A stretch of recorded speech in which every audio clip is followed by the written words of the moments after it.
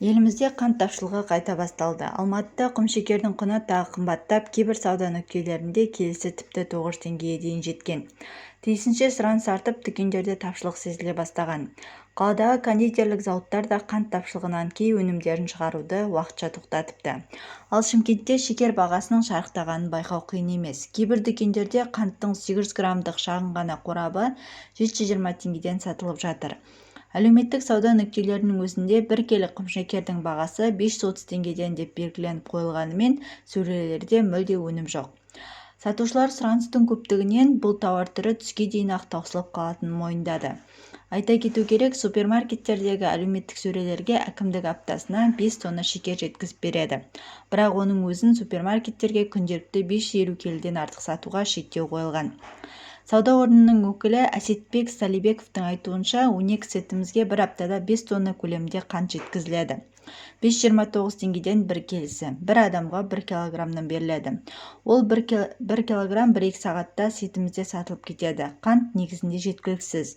Сауда орнының өкілдері құмшекер бағасы бір айда 1-2 теңге қымбаттағанын ашық айтты. Тиісінше, кәмпиттер мен тәтті өнімдердің құны да 30%-ға шарықтап шыға келді.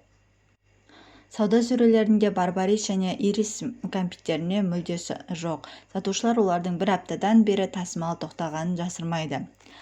Ақтөбеде де қантқа деген сұраныс өте жоғары болып тұр. Құмшекерге таласқан тұрғындардың кезегінде шек жоқ.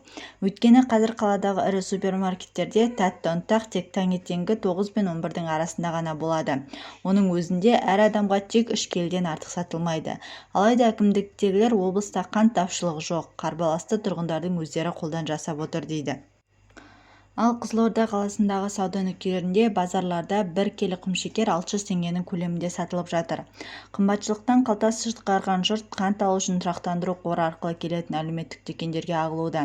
Өйткені мұнда бұл өнімнің бағасы базардағы бағадан 2 есе арзан, яғни 263 теңгені құрайды. Сол себепті мұндай дүкендердің алды таң атқаннан ығы-жығы кезекке толады. Тіпті шектеп берілетін 1 келі қант үшін таңғы сағат 5-тен бастап осында жиналамыз дейді көпшілік. Бірақ соның өзінде әкелінген қант небәрі 1 сағатқа жетпей таусылып қалып жатыр. Ал тұрақтандыру қорының басшылары қоймадағы қантпен бүкіл қаланың тек қана 3%-ын ғана қамти аламыз деп жауап берді. Қазіргі таңда 60 тоннадай қантымыз бар. Бұған дейін ол 247 тонна болатын. Алдағы уақытта тағы жеткізу үшін келісім-шарттар жасалып жатыр.